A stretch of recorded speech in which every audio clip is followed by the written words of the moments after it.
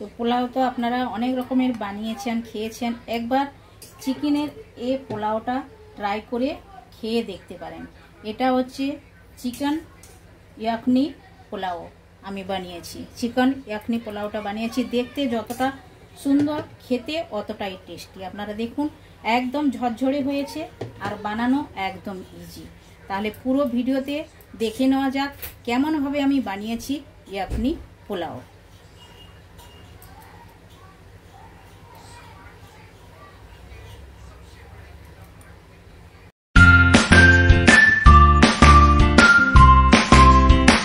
Hello everyone, welcome to my channel. কি রান্না করিতে আপনাদের সবাইকে স্বাগত। আশা করি আপনারা সকলে ভালোই আছেন। তো আমি আজ চিকেন ইয়াখনি পোলাও রেসিপি আপনাদের সঙ্গে শেয়ার করব, যেটা হচ্ছে বানানো একদম ইজি, খেতে একদম সুস্বাদু হয়ে থাকে। তো আপনারা বাড়িতে এটা ট্রাই করতে পারেন। আর এটা খেতে তো একদম সুস্বাদু হয়ে থাকে, আর বানানো তো একদম সহজ পদ্ধতিতে আমি বানিয়ে আপনাদেরকে দেখাবো। তাহলে চলুন শুরু করা যাক। তো শুরু করার আগে আমি এক এক করে উপকরণগুলো আপনাদের সঙ্গে শেয়ার করে নেব। তো আমি নিয়ে নিয়েছি চিকেন। তো চিকেন আমি নিয়েছি, এটা 400 গ্রাম চিকেন নিয়ে নিয়েছি। আর এইভাবে লেগ পিস নিয়েছি, আর এমনি পিসও নিয়েছি। আপনারা আপনাদের হিসাবে চিকেনটা কম বেশি করে নিতে পারেন। তো প্রথমে আমি কি করব, একটা বাউল নিয়ে নেব। বাউল নিতে পারেন, এরকম কড়াই নিতে পারেন। এটার মধ্যে চিকেনগুলো আমি পাস করে দেবো। সবগুলো চিকেন এটাতে দিয়ে দেবো।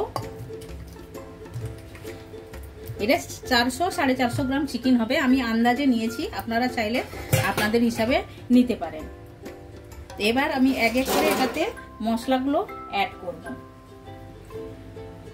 তো প্রথমে আমি দিয়ে দেবো হাফ আমি পেঁয়াজ, এভাবে করে কেটে নিয়েছি, পেঁয়াজ দিলাম।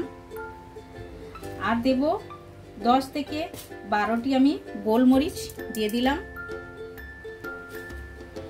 1 চামচ গোটা ধনে, এটাও আমি দিয়ে দিলাম।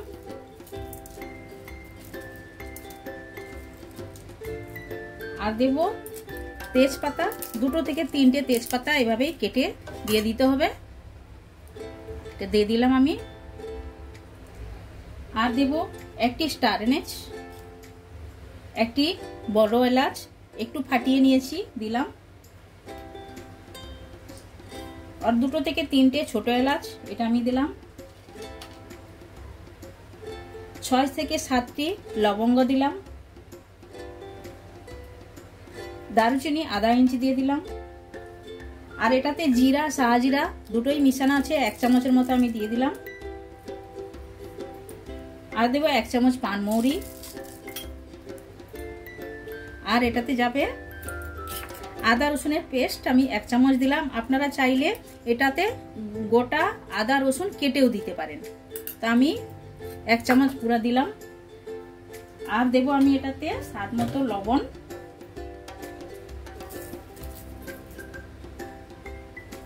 স্বাদ মতো লবণটা দিলাম। এবার আমি জল অ্যাড করব।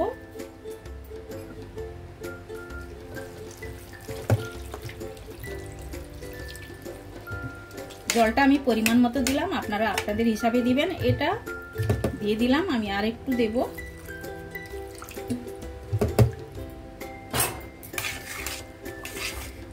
দেখুন ভালোভাবে মিশিয়ে নিয়েছি। এখন এটা আমি গ্যাসের মধ্যে বসিয়ে দেবো।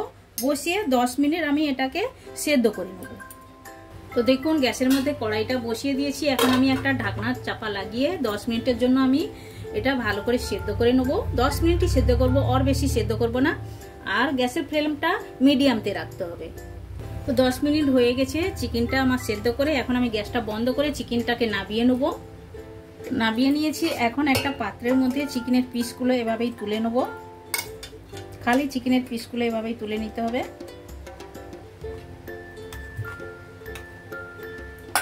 এভাবেই করে সব পিসগুলো আমি তুলে নেব। তো চিকেনের পিসগুলো আমি সব বের করে নিয়ে নিয়েছি। এখন এই যে স্টকটা আছে এটাকে আমি ছেঁকে নেব একটা ছাঁকনির মধ্যে। তো প্রথমে একটা বাউল রাখলাম, এভাবেই ছাঁকনি নিলাম, নিয়ে ভালো করে ছেঁকে, এই জলটা আমার পরে কাজে লাগবে। এই যে চিকেনের স্টকটা যে বানিয়েছি এটা লাগবে। কড়াইটা আমি সাইড করে দিলাম। আর এখন যে এই যে মশলাগুলো আছে এগুলো আপনারা ফেলবেন না। এগুলো আপনারা যে কোনো সবজিতে পিষে ইউজ করতে পারেন, মানে কোনো মাংসতেও দিতে পারেন, কোনো ননভেজ বানালে ওটার সঙ্গে আপনারা পিষে দিতে পারেন, ভালোই লাগবে, এটা ফেলবেন না, এটা তো মশলা। তো এই স্টকটা আমি বানিয়ে রেখেছি, এখন সাইড করব। তাহলে চিকেনটা বানানো যাক, গ্যাসের কাছে আবার যাওয়া যাক। তো দেখুন মশলাটা আমি একটা বাটির মধ্যে বের করে রেখে দিয়েছি, এটা আমি অন্য সবজিতে পিষে দেব। আর দেখুন এটা যখন আমি সেদ্ধ করি এর যে খুশবু এত সুন্দর আসছে, আমি কি বলবো। আপনারা যদি মানে খুশবুটা নিতে পারতেন তাহলে তো আলাদা কিছুই হতো, নিতে তো পারবেন না, আমিও দিতে পারবো না। তাহলে চলুন গ্যাসের কাছে যাওয়া যাক এখন। তো গ্যাস চালু করে কড়াই বসিয়ে দিয়েছি। আর আমি এটা প্রথমে দেখাই না, ভুলে গিয়েছিলাম, তবু আমি বলে দিচ্ছি। আমি এটা বাসমতি চাউল আমি 4 কাপ নিয়েছি। 4 কাপ নিয়ে এটা ভালো করে ধুয়ে পরিষ্কার করে আধা ঘন্টা আমি ভিজিয়ে রেখেছিলাম। দেখুন ভিজিয়ে রেখেছিলাম, এটা বাসমতি চাউল নিয়েছি।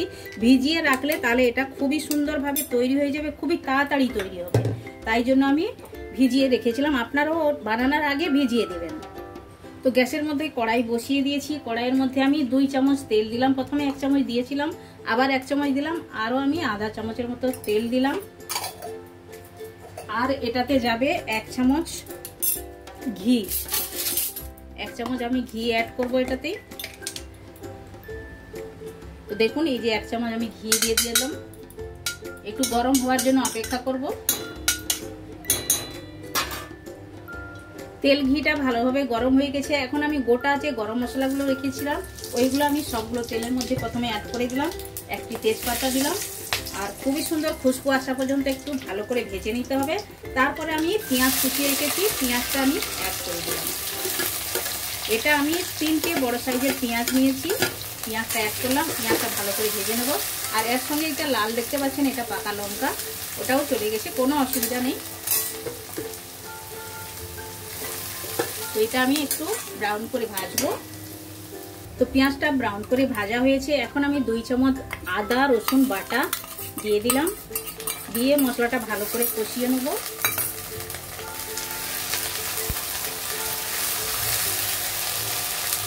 তো আদা রসুনটা ভালোভাবে কষিয়ে নিয়েছি। এখন আমি সেদ্ধ করা চিকেনটা অ্যাড করে দেবো।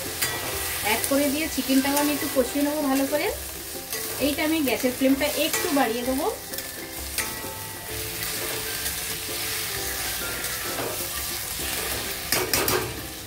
তো এখন আমি অ্যাড করে দেবো 1 চামচ কাশ্মীরি রেড চিলি পাউডার। ভালো করে নাড়াচাড়া করে দেবো।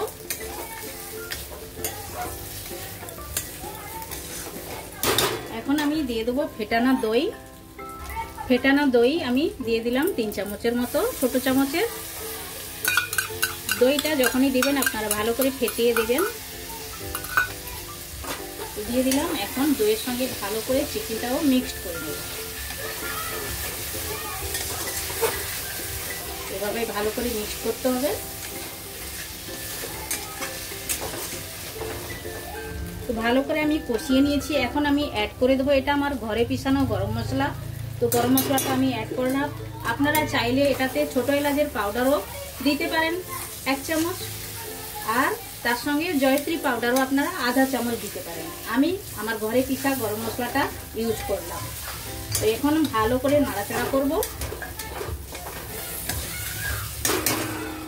তো মশলাটা ভালো করে নাড়াচাড়া করে নিয়েছি। এখন ভেজানো চালটা আমি দিয়ে দেবো।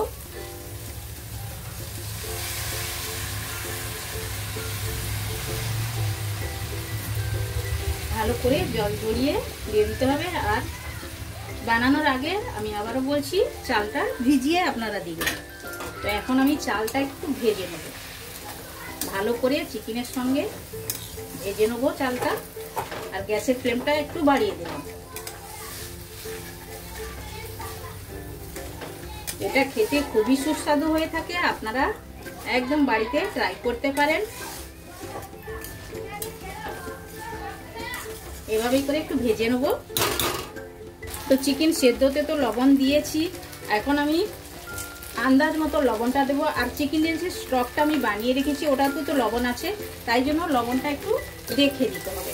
তো আমি দিলাম, আমার হিসাবে আমি দিলাম, আপনারা আপনাদের হিসাবে দিবেন। দিয়ে আরেকটু আমি চালটা ভেজে নেব।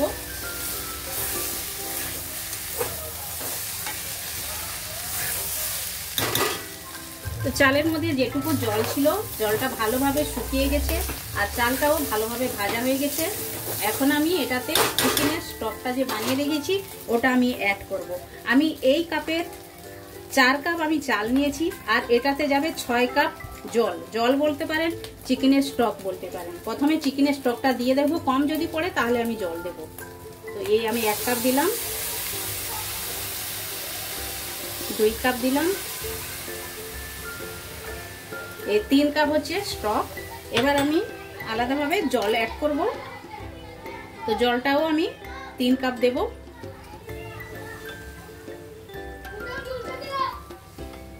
তো এই 3 কাপ জল দিয়ে দিলাম। এবার ভালো করে নাড়াচাড়া করে দেবো, দিয়ে একটা ঢাকনা লাগিয়ে ছেড়ে দেবো। ভালোভাবে রাইসটা তৈরি হয়ে যাবে। ভালোভাবে একদম ভালোভাবে নাড়াচাড়া করে দিতে হবে, মিশিয়ে দিতে হবে এভাবেই। আর জলটা বেশি দিবেন না, আপনারা যতটাই কাপ চাল দিবেন জলটা তার থেকে 2 কাপ কম দিবেন, কারণ চাল ভেজানো আছে আর চালটা সেদ্ধ হতে বেশি টাইম লাগবে না। তো ঢাকনাটা দেওয়ার আগে কয়েকটি কাঁচা লঙ্কা উপর থেকে এভাবে দিয়ে দেবো, দিয়ে ঢাকনাটা লাগিয়ে দিলাম। আর গ্যাসের ফ্লেমটা মিডিয়ামতে রাখতে হবে। তো দেখুন এটা একদম ভালোভাবে হয়ে গেছে, আর রাইসটাও দেখুন সেদ্ধ হয়ে গেছে। একটু দেখে নেব, দেখুন রাইসটাও একদম ভালোভাবে সেদ্ধ হয়ে গেছে। তো এখন এটা আমি স্ট্যান্ডিং টাইমে রাখবো, তারপরে আমি প্লেটিং করে আপনাদেরকে দেখাচ্ছি। আমি গ্যাসটাও বন্ধ করে দিয়েছি, আর এইভাবেই একটু আমি রাখলাম। ঢাকনাটা আমি খুলিয়ে দিয়েছি, এখন আমি প্লেটিং করব। দেখুন কতটাই ঝরঝরে হয়েছে, একদম ভালোভাবেই। এই যে দেখুন জলটা মাপে মাপে দিলে একদম ভালোভাবেই হবে। এই যে দেখুন এক একটা ভাত আপনারা গুনতি করতে পারবেন। দেখুন একদম ভালোভাবে হয়ে গেছে। তাহলে চলুন প্লেটিংটা করে নেব। দেখুন ইয়াখনি পোলাওটা আমার একদম রেডি হয়ে গেছে। তো আপনারা বাড়িতে এভাবে একবার ট্রাই করতে পারেন। আমি সঙ্গে রেখেছি স্যালাড, আপনারা চাইলে এটা বানিয়ে খেতে পারেন, খেতে খুবই টেস্টি হয়ে থাকে। আপনারা একবার বানান, এই রেসিপিটা একদম সহজ, একদম ইজিতেই বানানো যায়। আপনারা এটা বানিয়ে খেতে পারেন। আর আপনারা একবার বানান, খান, কমেন্ট সেকশনে গিয়ে কমেন্ট করে আমায় বলুন এই রেসিপিটা আপনাদের কেমন লেগেছে। ভালো লেগে থাকলে লাইক, শেয়ার, কমেন্ট করবেন। আর যারা এখনো পর্যন্ত সাবস্ক্রাইব করেননি প্লিজ চ্যানেলটি সাবস্ক্রাইব করে নেবেন। বেল আইকন অবশ্যই প্রেস করবেন, তাহলে নিত্য নতুন রেসিপি আপনারা সঙ্গে সঙ্গে দেখতে পাবেন। আবার দেখা আছে নতুন কোনো রেসিপির সঙ্গে। সবাই ভালো থাকবেন, সুস্থ থাকবেন। আপনারা আপনাদের কিমতি টাইম আমার দেওয়ার জন্য আপনাদেরকে অনেক অনেক ধন্যবাদ।